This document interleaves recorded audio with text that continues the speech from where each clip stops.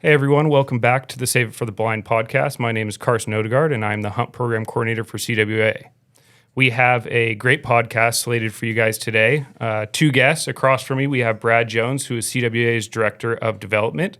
And to his left, we have John Sandbeck, who is the founder of the Northern California's Filthy Spoon podcast, as well as a life member of CWA, I believe. Yep, that's true. Welcome, you guys. Appreciate it.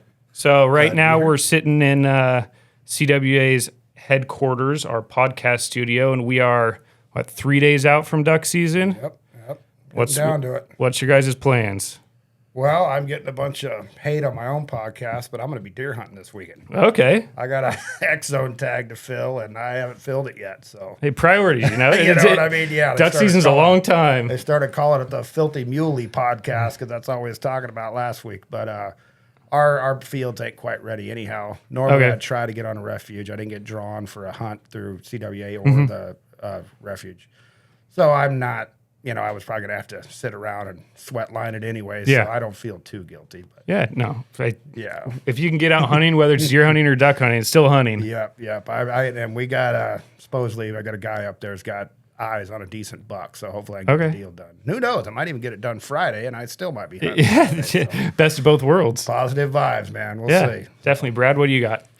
Well, I'm going to head over to the Butte Sink Barbecue on Friday afternoon. CWA puts on every year, and get together and meet some of our major donors and attendees, and enjoy the afternoon. And then off to my brother's duck club in Lambertville. Okay. And then Saturday we have the CWA Lambertville luncheon. There you go. So kind of talking about the Butte Sink Barbecue and that sort of thing. So what is your role with CWA, and how'd you come into that role? What led you here? Well, in my professional career, I was I've kind of had a few different roles. And in my early life, I was I worked for Heineken USA. I was a manager of Northern Nevada, Northern California. I had 27 distributors, and I did that until about 2008. And then I started my own construction company. And I did that until about 2019, 2020. Retired from that, and basically the reason I joined CWA is because I've been a life member. My mentors in life have all been past board members and chair, and they've always encouraged me to get involved with CWA and get back to the resource, the organization, do what I can. And I always told them that someday I will do something. And when I saw the position of Director of Development and what the role entitled, I gave it a try and interviewed, and I was lucky enough to get the position. Yeah, and so what are you doing for CWA currently? So I've been here since May of 2023, and the role of a development director is basically to be the chain, the link in the chain that connects you, the member, to the organization. And I develop those relationships with our donors, our members, anybody that wants to get through to the organization. I'm the guy. Yeah. And I love talking with people. I love spending time with people. I love talking, and I love talking about duck hunting. And so it's a great position for me to help the organization bring in more money through our major donors. Definitely. And so on. So yeah, no, it's great, and you've been doing a great job so far, and we'll keep it up down the road. Thank you. Yeah, I'm looking forward to meeting all the members out there and really establishing a relationship with everybody. Yeah. To forward the organization. Good. John, what about you? What about your professional career? Well, I've been a diesel mechanic most of my adult life. Okay. I think it's about 19. I've been working on stuff. And John, do you identify as a blue-collar worker? I'm pretty blue collar, yeah. I sit behind a desk now, but that ain't always been that way. I got the hands to show it. They still ain't ever healed up. But, I don't know, it's been a year and a half or so now that I've been in the office. It's just kind of natural evolution of things. I'm kind of getting to be the older guy around and worked for the company a long time. So now I'm the shop manager. Gotcha. And we're a local, diesel repair company, and we do all kinds Local of stuff. out of where? Lincoln, Okay. California. Yep. Very nice. So not far from here. No, not far at all. About 15 minutes from where we're recording right now. So perfect. And then what got you into podcasting? Because I know you have your own. Yeah. I've been wanting to do this since like 2019. Okay. I'm kind of loudmouth. I consider myself an undiscovered comedian. I like talking duck hunting. I love duck hunting. Yeah. And I got into podcasts through a friend of a friend. I didn't even know what they were, I think, until like 2016. When I first looked, there was none back then. Yeah. None about waterfowl hunting. And then I found the End of the Line podcast. I don't know if you ever heard of that one, but that was a really good one out of the South. And I was just enthralled with it. It's like, this is great. And then there started being a few more come online. And I'm like, man, I can do this. Sit here and talk about duck hunting, and there still wasn't. And I mean, as of now, other than you guys, and you're just getting going, there wasn't any Northern California. We're a very, important part of the Pacific Flyway. And I'm like, there's nobody out here talking about it. There's some guys down in like the grasslands. I know I heard of them guys, but there was nobody up in this area. Mm-hmm. And Robert, my buddy, who runs my duck club, he's kind of a more techie guy than I am. And I was on him since like 2019. Let's get this rolling. And he finally, this April, maybe it's because I bugged him so much, I don't know, but he figured out how to get the thing going, and we got some equipment, and it's been going great. Every week's better than the one before, and it's just been a blast. I mean, that's how we met Brad, and we've met all kinds of cool people, Yeah, definitely. So it sounds like your passion for the podcast kind of developed from your passion for waterfowling and wanted to share with other people. So where did your passion for waterfowling come from? Was that something that you always did, or was that an adult thing? No. I grew up in Nevada County, Grass Valley. Okay. And I was kind of a feral kid. I ran around pretty wild, not a lot of supervision. But I had an older brother, and a lot older. He was out of the house by the time I can remember. He's an aircraft mechanic, and he left town, never came back. And but he would come back and pick me up, and we'd go deer hunting, we'd go fishing, we'd go turkey hunting, pheasant hunting. And I mean, I always look forward to it because, it'd be a day out of school or whatever a lot of the time because he had a weird schedule, and it'd be like, hey, you ain't going to school tomorrow, your brother's picking you up. And I was like, yes. And so from a young age, I didn't get to do it a whole lot because he was a busy guy, but I always loved it. And then when I got into my, like adult teens and early 20s, then I started doing my own hunting a little bit. But waterfowl, especially being from the foothills, there's no duck hunting culture. Yeah. And this was pre-internet days. So it wasn't really, it's kind of hard to break into. And so I eventually, about mid-20s, I ended up deer hunting with a guy that was a big duck hunter. I'm like, man, I always want to do it. He took me out, and that was it. I'd never turned back. It was one time we went to Gray Lodge, and I can't remember how many ducks we shot, but we got some birds, and it was a good time. And I've always had Labradors. Yeah. And finally, it's like I got a good use for my dog. Yeah. And I've never turned back since then. It's been a 365-day, part of the podcast is I get to keep duck season kind of going all year round with it. You know? Definitely. So that's how I came to be. And that's why I got a little soft spot for guys getting a little later. I wasn't, I was mid-20s, I think, when we got going with it. And, it's a tough deal to break into. Oh, 100%.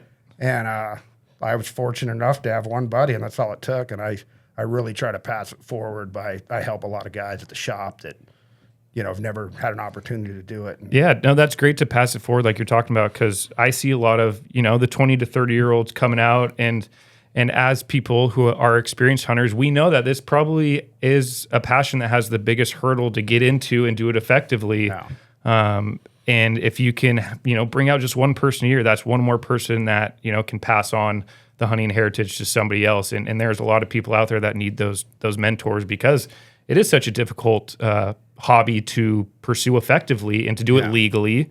And so what you're doing is great. That's awesome. So Brad, where did your passion start for waterfowl?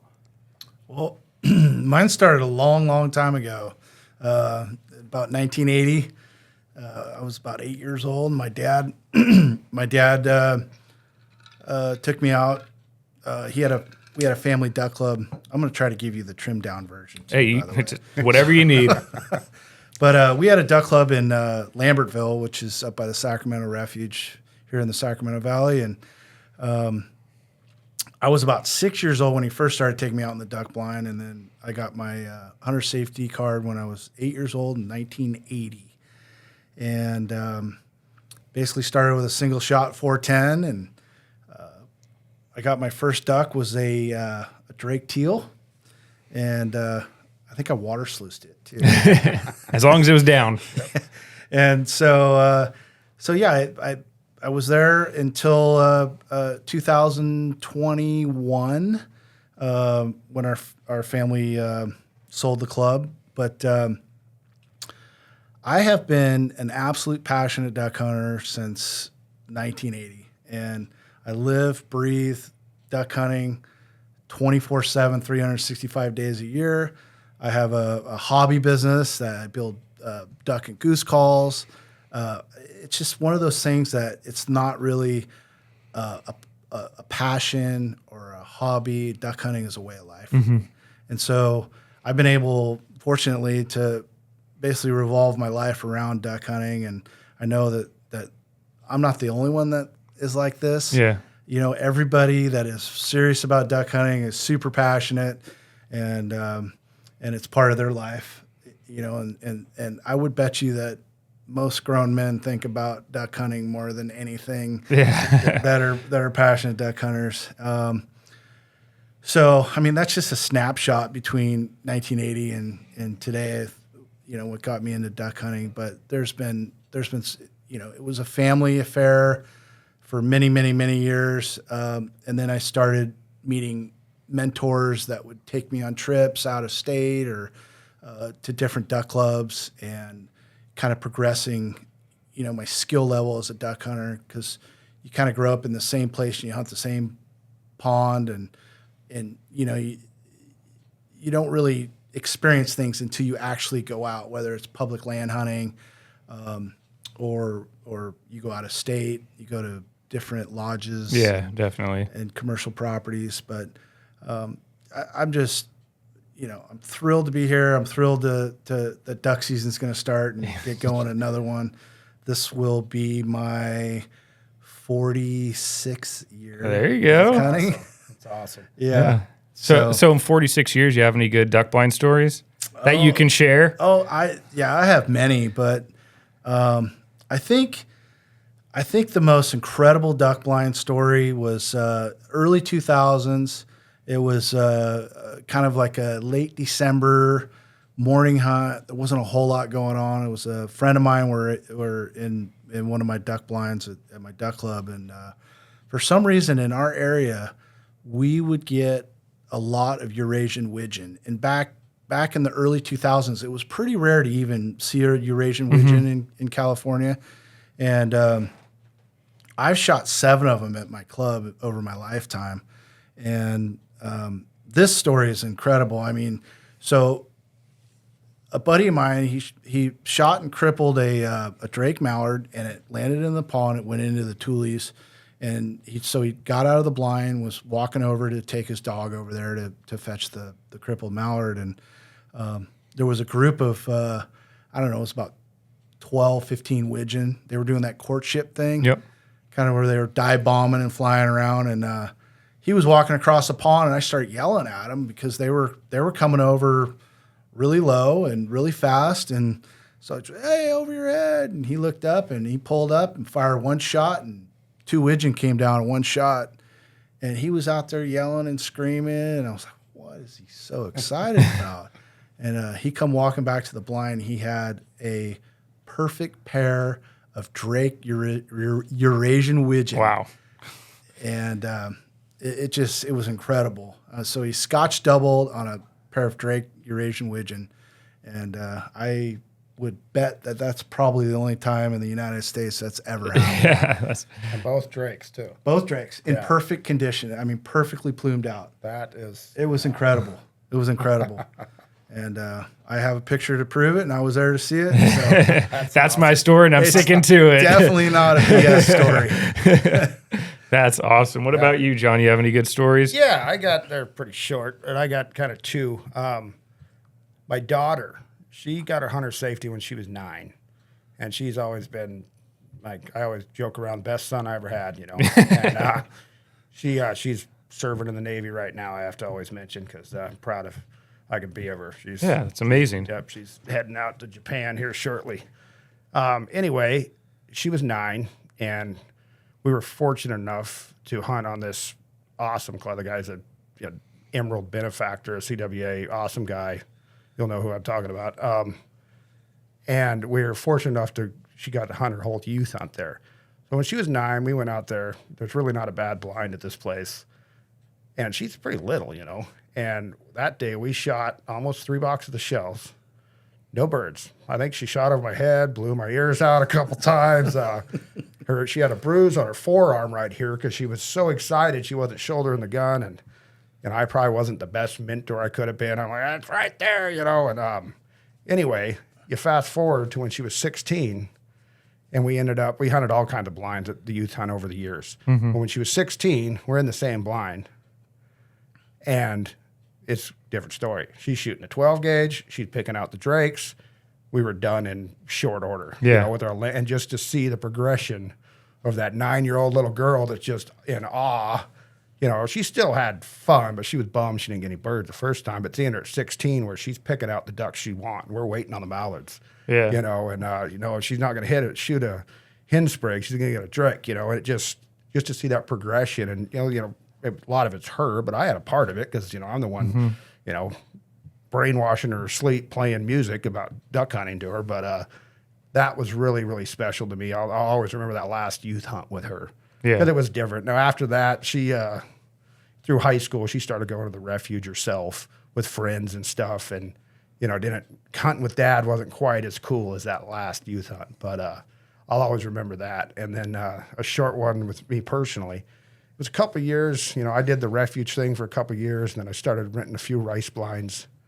And, I didn't have a whole lot of success. I kind of, when you're breaking in, it's kind of hard. You just rent a hole, a hole in the field, and, you hope it's good. And I got in a club. It was the first club I was in. First storm of the year, and I was so excited because, man, here I am. We got this big club, and I'm going to stay out there all weekend. And I built this little shack. I was inspired by what I seen at the clubs down in the grasslands. Mm-hmm. They got kind of little shanties down there. And I'm like, I'm going to build me a shack that'll fit on a car trailer. I'm going to haul this thing down there. And I built this little box shack and I hauled it down there, and I lived in that thing. And I was all pumped up. Went out, storming, windy, and shooting nothing that morning. High flyers. Everybody left. I'm there by myself in the afternoon. I'm going to go out and hunt. Blind I go to. Has a hole in it. There's like 3 foot of water. And I'm sitting in there, and I'm getting kind of cold, and sun's starting to come out, wind quit blowing. I'm like, why am I doing this? Wasting all this money. And gosh, man, I really went over the top, and I'm just kind of feeling sorry for myself, bummed. And like a sign from the heaven, here comes this Drake mallard out of nowhere, cup dried up, stoned it. Bam, dog runs out and gets it. And I mean, it's like I shot a limit. I was instantly happy. And literally, I've never had that poor me feeling again, whether I get skunked, don't shoot nothing. For whatever reason, that one duck, I'll always remember, it changed my attitude. For whatever reason, I was like, it doesn't matter how many I get, Yeah. And have you shot one since? I haven't.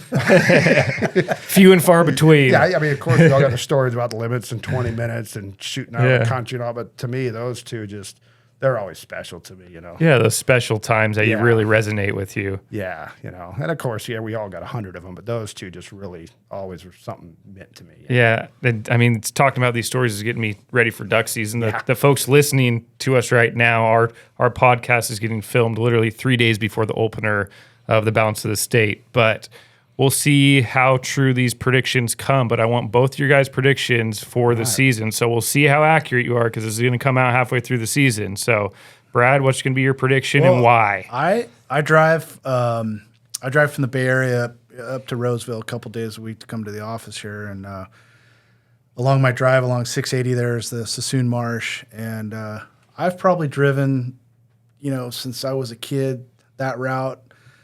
I don't know, it could be in the thousands, who knows? But in all of my life, I have never seen so many birds in the Sassoon Marsh as I did this morning. It was incredible.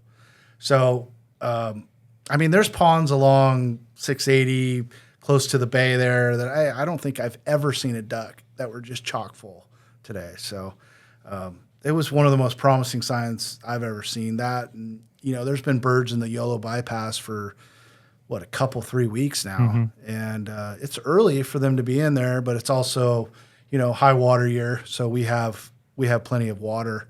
And so it's looking really good. So good prediction. You're calling it a good year? I think so. You know, I had some buddies last weekend that went up to Eastern Washington, and it was a banger up there. So that's a good early prediction that Eastern Washington has birds already, and we have birds. And I don't know. I think John's already been duck hunting, haven't you, John? Yeah. You make it up to the Northeast zone? Oh, yeah, Northeast opener, yeah. Not a lot of birds up there this year. We ended up doing okay, but typically where we hunt, we see a lot more birds in the closed zone. Mm-hmm. It's mostly local birds up there. You think with the amount of water that's in the valley and the food, you think that might have coerced the birds to come down? I was thinking that, you know, in the drought years where we're at, there were probably more birds up there because there wasn't other places. Yeah. We got other places in the valley. And during dove season, I even seen quite a few birds on the refuge. So my Whiskey Tango prediction of the season is everybody's going to, you know, knock the geese dead first off. That's the way it is. I drove out past our field. It's cut, but we ain't flooded yet. Yeah. But the field across the street that is shoulder to shoulder. Mm-hmm. So if I had to guess, it's going to be the goose hunting's going to be the way it has been. It's going to be lights out for the guys early. Opener's going to be good for guys. And then I think we're going to go kind of into that November lull. And then I think it's kind of going to be hit and miss because we have so much water that there's going to be some guys who are saying this is the best season we ever had. And then there's going to be other guys saying, man, we didn't shoot nothing. So that's my prediction. Yeah. Well, we'll see where we stand. We'll see where we stand in a few weeks. Heroes or idiots. Yeah, exactly. So I know I see a lot of stuff on, you know, social media. People post, the ducks are here, the ducks are there, and there's no ducks anywhere. How do you guys feel that, you know, social media and the role it's played on duck hunting recently, and your guys' perspective on it, and what's changed for the better and what's changed for the worse? It's definitely a double-sided coin. The only reason I am on Instagram is because of duck hunting. Mm-hmm. I listened to Ramsey Russell's podcast and always Instagram, and I got to get me one of them Instagram machines. So I got on there in no time too. And a lot of the over-the-top bro stuff with the pile picks and stuff like that, I don't really think is good. And, you know, it's kind of an impression like all this high-dollar gear and, you know, like it kind of intimidating for a guy like, man, you mean I got to spend $10,000 to go duck hunting, you know? Yeah. It's like, no, like the guys at work that we took up last week, we'll talk about that a little bit here in a bit, but it's like, no, you don't need all that high-dollar stuff. You can do this for pretty reasonable, you know? Definitely. So that end of it, I think, is bad. But there's so much, like you guys, your guys' content's often Ducks Unlimited, Delta. Because I'm a member of everything. I'm only a life member of California Waterfowl, but I'm a member of all the major organizations, you know. And there's a lot of good content out there. I've met so many people, too. I mean, this is how me and Brad met, is through Instagram. Yeah. You know, he listened to our stupid little podcast and messaged me. And, I mean, now we're fairly good friends. We'll see if I can get him to buy me a beer ever, but I don't know. It depends on how you do behind a shotgun. Brad, what's your thoughts on social media and where it's going, where it's been, and how it's going to play a role for us as CWA and as, you know, the general Joe Schmo hunter? Yeah, I think, well, first of all, CWA has done a fantastic job lately with, you know, we have a great marketing director that's doing a great job with social media and marketing, and I think the direction we're headed is a positive one. You know, I spend a lot of time on social media just because of my call business, and I kind of keep up with what's going on in the call industry, and you know, what I see is the different generations and how they portray themselves on social media. So, you know, the younger generation, it's kind of about the pile pick and the cool look and, you know, the bro staff and all that. And I think mine and John's generation is a little more laid back, nostalgic. I like nostalgic stuff. Yep. Yep. And what I hope to see is that people realize it's important that we portray ourselves as a respectful community, and that we're respecting the animals that we're taking, and they're getting consumed properly, and that we obey by the laws. There's so many factors of what's affecting our industry, our way of life, whether it's political, social media. There's influencers that are doing things for the good. There's influencers that are definitely doing things for the bad. And and for me, I hope that this young generation coming up realizes soon that they have to leave a positive legacy behind them for future generations, because I can understand at their age that that's not really what they're thinking about. Yeah, definitely. Because I was definitely not thinking about it. Yeah, we were all that age once, yeah. and that doesn't cross your mind. But now more than ever, we're seeing our way of life being chipped away, and one little thing at a time. Whether it's extra tax on ammo, which obviously just happened, and there's so many laws and regulations coming down the pipeline that it's important that we, and this is kind of a song and dance, that we all stick together. But I don't see it. I see a lot of infighting. I see a lot of different opinions out there.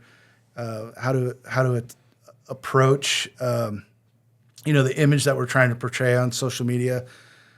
I want to see the people like guiding the guides out there. I think the guides are not doing a good job at portraying. I mean, not as a whole. I don't want to put all the guides as a whole. I mean, I'm going to say there's a handful of guides in California that are doing an excellent job. They're members of CWA. They contribute. They give back to the resource. They obviously take a lot from the resource, and they do a great job. Now, there's a whole bunch of other guides out there that aren't members of CWA. They don't give back to the resource. They're only in it for themselves and for the bottom line. And those are the guys that I hope come around in the future and decide that conservation is an important role for them, and they're making a living off the industry. And it's really frustrating in my job to see these people that don't give back, and the message isn't there. They're not delivering the message to their clients that it's important to give back.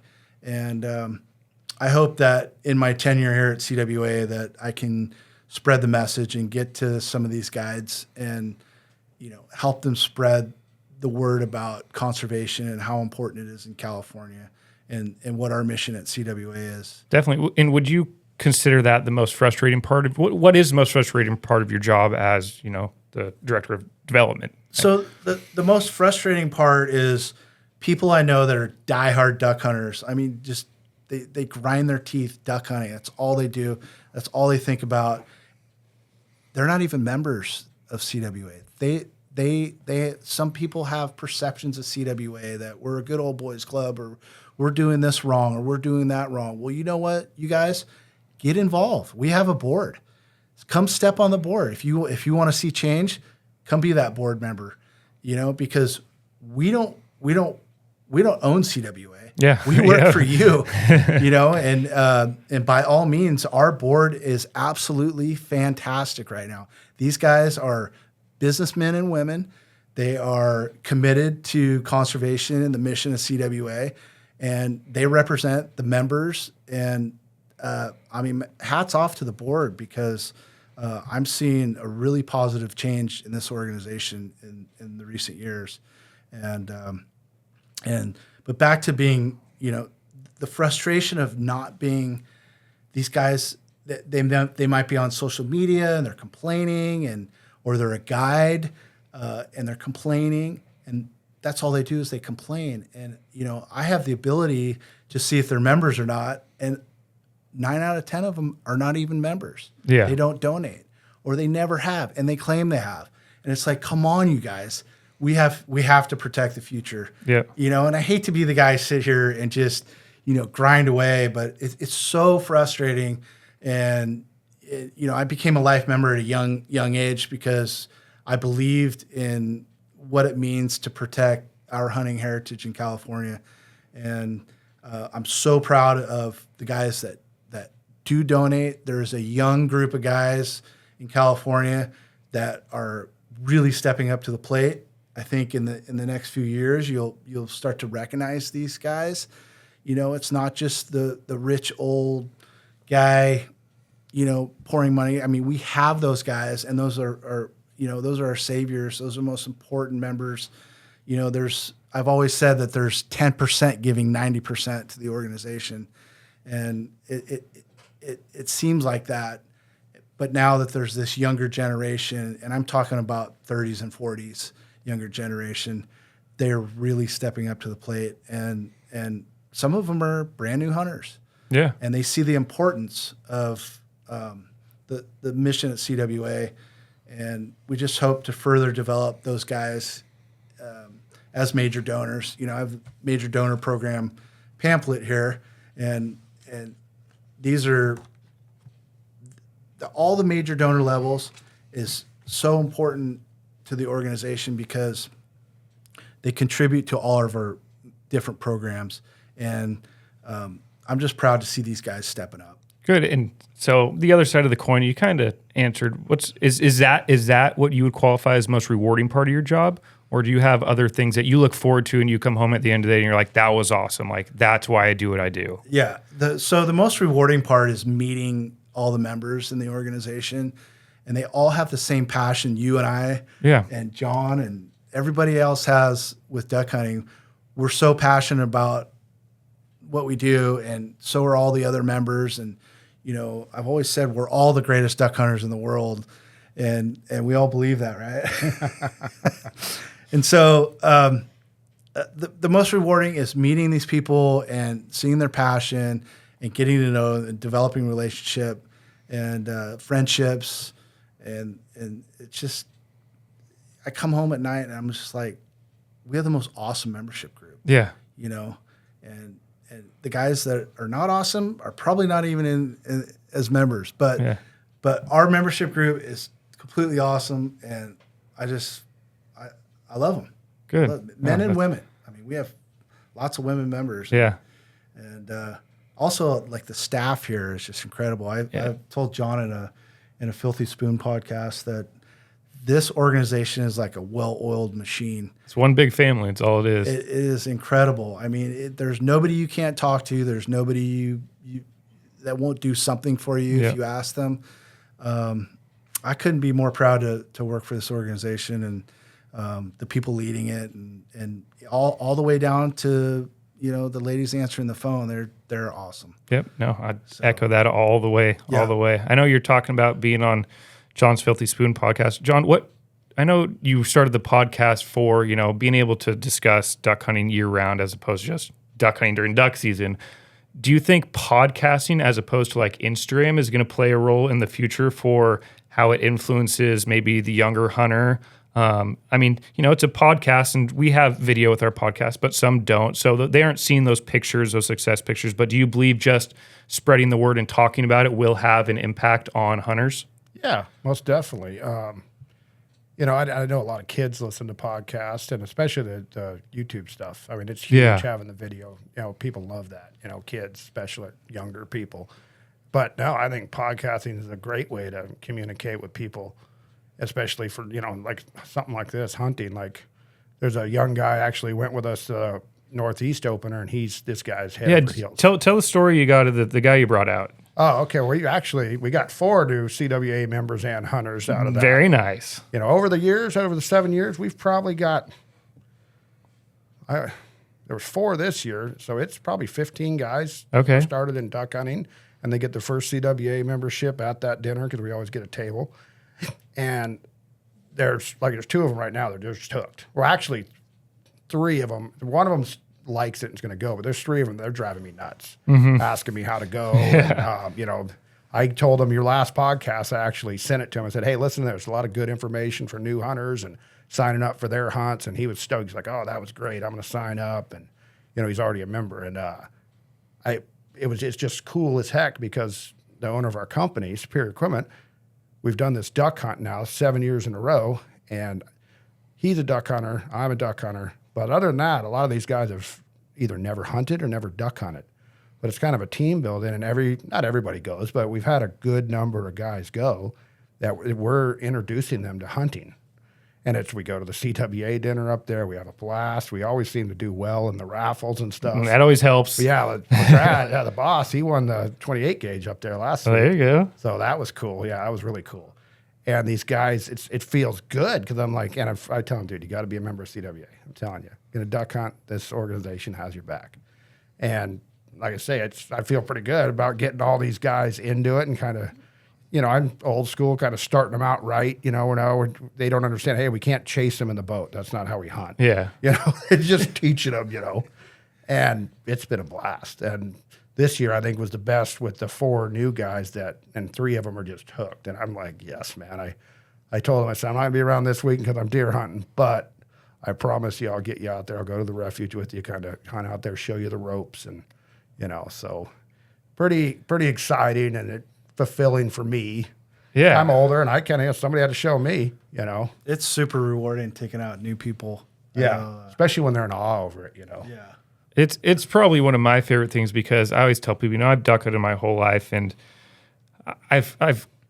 don't get me wrong, I love shooting ducks, but I would rather see somebody go out there for their first time and shoot a duck and see that excitement on their face and see that whole process happen. And I think that's why I love what I do, because I get to see that on, a weekly basis with our hunt program, whether it's somebody going out for their first time or their 100th time, like when they come in on our properties and they got a smile on their face, like that's my success. I don't need to go out and shoot a limit to be happy.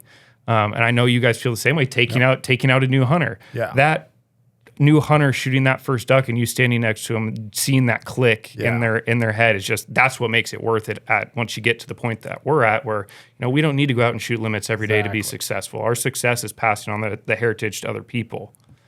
So, yeah, I didn't even take my gun out the second day. Yeah. I didn't. I just, but I do got one thing that happened up there to these guys, and this is a lesson for you all, and I feel horrible because I didn't remind them.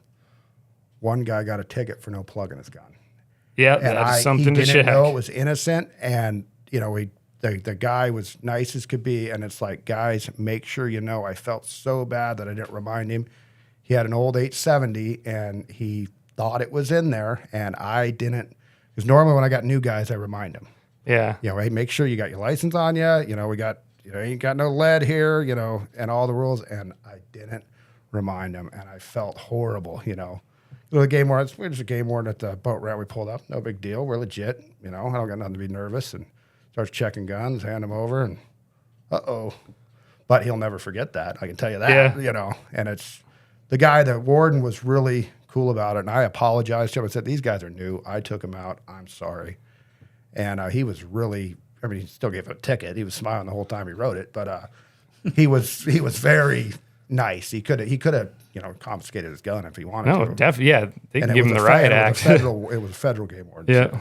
And he was really cool. And like I said, I apologize, And luckily he went easy on him, But lesson to everybody, make sure you're legit, Yep, that's number one thing, especially for the new hunters out there. Know your regs, know your rules, know what you're doing before you go out. And unfortunately, that's a part of our hobby. That's a hard hill to get over, is to make sure you're within all those legal boundaries. But yeah, it is our responsibility as a mentor. Oh, 100%. As a mentor, I feel horrible to go over the rules and the regulations and gun safety. And we could talk a whole podcast about gun safety. I feel bad, not bad enough to pay the ticket for him, but I do feel bad about it. You owe him a few hunts down the road. Yeah, it's like, okay, well, yeah, but no, it was a horrible situation. Don't forget to check his plug next time. Oh yeah, he's never gonna. Yeah, every year he's gonna hear about it now. Yeah. We like razzing each other, so yeah, he's gonna hear about this every hunt we go on the rest of forever. So yeah, no, that's. So I had a cool weekend, if I could share. Yeah, 100%. This last weekend, so took my daughter deer hunting, And or is this California set? Make the setting. We were out of state. Okay. This has been in plan for a year and a half. She'd gone to summer camp where they shot rifles at long distances. So she was proficient at 500 yards with a 6.5 Creedmoor at 12 years old. So I felt confident that this was the year. She's 14. She could take a deer. And so I put in for tags out of state, and we flew out, and this was a self-guided hunt. It was just me and her, but I did have access to some private property, and we hunted hard for 2 days. And finally on Sunday afternoon, we decided that instead of all the walking we were doing, and we'd jump some bucks and nothing crazy, but just a lot of walking. And we set up on a edge of an alfalfa field, and just sort of waited and glassed, and because there's hills in the background, and she spotted a small buck, and we watched it get closer, and then it was about 188 yards, but it wasn't the perfect shot, and she just said, I want to wait. And I said, I think they're going to come down for some munchies here in the field. So, and they did. They hopped the fence, and there was 3 of them, and she took all the time in the world she had. She took her deep breaths. She was on a shooting stick, and she was shooting that 6.5 Creedmoor. And as soon as it turned broadside, I said, anytime you're ready. And no sooner did I say that, boom, and perfect shot right through the lungs. Deer did a classic kick, and kind of stood there. And so I told her to put another one in, and she, the biggest cloud of dust from underneath the deer. I knew she missed, and she goes, Daddy, why don't you finish it off? And I go, no, you can do it. And so she put another one in and put it down. It was like the perfect scenario. I mean, father, daughter. I couldn't be more proud. It was. Is that her first deer and the first time you've been with her when she's harvested something? Yep. That's awesome. What's that feeling like? It's pretty amazing. It's right up there with when she was born. That feeling when your child's born and you're just like, oh my gosh, it was incredible. So yeah, it was interesting, and I don't want to get too sidetracked here, but she went to school yesterday and was showing some of her friends. And we live in the Bay Area, and the reaction she got was very mixed. Yeah. And I think, and this could go on to a whole nother subject, but I think we're in a little bit of trouble with society accepting, a 14-year-old girl going out and shooting a deer and harvesting meat for the family, and learning the skills it takes to process the deer and to respect the animal and so forth, because she got a little bit of heat from her friends. So we're working on conveying a positive message to the public, and so that's important in our family. And that's all you can do, know. Yeah. Yep. John, do you have any stories like that? I know you talked about your daughter when she was 12 and 16. Yeah, I kind of ruined her on deer hunting. It wasn't the perfect image like Brad had. No, when she was 12, she got her first. We got a either sex tag, and we went out and we shot. She was, super tight groups. Everything was good, and we had a couple opportunities. And I don't know if she just didn't want to shoot the deer. Yeah, but she completely missed them. Like 3 opportunities, and she said she never wanted to deer hunt again, and she hasn't. Yeah, duck hunting. And you got to respect it. You can't force them to do what they don't want to do. Exactly. I never forced her to do anything. She loved turkey hunting. We did a lot of turkey hunting. She got quite a few turkeys and then ducks. But other than that, I don't know if it was just too big. Didn't want to shoot Bambi, and she's not a very girly girl, but she just, maybe later in life she'll pick it up. Yeah. But no, I can tell you the first time she got a turkey, because she was 9. I think that was before. Might have been right after that first duck season she hunted. That was a pretty exhilarating moment when she got that first turkey. Oh. It's like I say, that's like you say, the only thing you can compare it to is when they're born. Yeah. So that's awesome. Well, we're running a little short on time. Do you guys have any closing remarks for today for the podcast you'd like to add in? I appreciate y'all having me here. Of course. It's cool. I'm glad you guys finally got one up and going. Yeah. I mean, it's better late than never. We're going to probably have you come back halfway through the season. We'll replay your predictions, see where we're I'd at. like to see. Yeah, I'd like to see. I don't know. I think I might be on to something. But I recommend everybody give the Filthy Spoon podcast a listen. Follow us on Instagram. We're Filthy Spoon 530 podcast. We talked all kinds of cool. This knuckleheads has been on there with me a couple times, and there you go. We just talk, have fun. We joke a lot, so it's what would you say, rated R, maybe? Yeah, a little bit. We don't. Get so there's a viewer listening warning. Just a heads up. Yeah, we don't get really vulgar, but we go back into some stories when I haven't always been. It's kind of like Duck Clubhouse talk, right? Yeah, it is. Yeah, it's a little bit, not the vulgarity so much, but you might a little language here and there, but it's all in good fun. We have we've talked to we've talked to a couple young 18, 19-year-old kids that are doing the refuge thing, some older guys, some beer makers. We're a big Farmers beer fan, so we've talked to some of them salesmen, and it's just been fun. Good. And I love doing it. And like I say, I probably wouldn't be here talking to you right now if I wasn't doing it. So I recommend everybody give her a listen, see what you think. Awesome. And if you don't like it, leave me a bad review and tell me I suck. There you go. Whatever. I just want the truth. As long as you get honesty. Exactly. So, Brad, what about yourself? Well, I mean, I think I just want to portray the message to the guys on social media, like the guys that are doing the good out there. Keep doing the good, and hopefully, guys that if you want to reach out to me, if you're a guide or you're somebody that makes a living off the resource renting blinds, reach out to me. I'm available anytime. I will come to your property. I will come visit you. I will talk to you about CWA and our programs and what we do, and think about giving back to the resource and what it means, not tomorrow, but 10, 20, 30 years from now, and what is California going to look like when we're gone, and we leave a legacy behind for our children and our grandchildren. And I also want to let the members know that anytime you have an issue with CWA, whether it's good or bad, call me. I'm the one that's going to talk your ear off and maybe drive you even nuts, telling you more than you want to hear. I mean, that's my job. I want everyone in this organization to feel like they can reach. I mean, if they got to call somebody, call me. And it's starting to happen. I'm starting to get people calling me just out of the blue, and that sometimes the conversations are 5 minutes or 50 minutes. Yeah. But I love to talk duck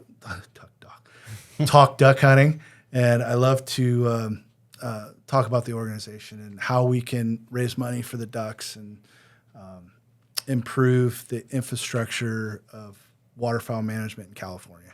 Definitely. Yeah. Well, I appreciate you guys both coming out here and talking on the podcast. And like I said, hopefully we'll have you back here soon. All right. Thank you guys. Thank you guys. All right. Thanks.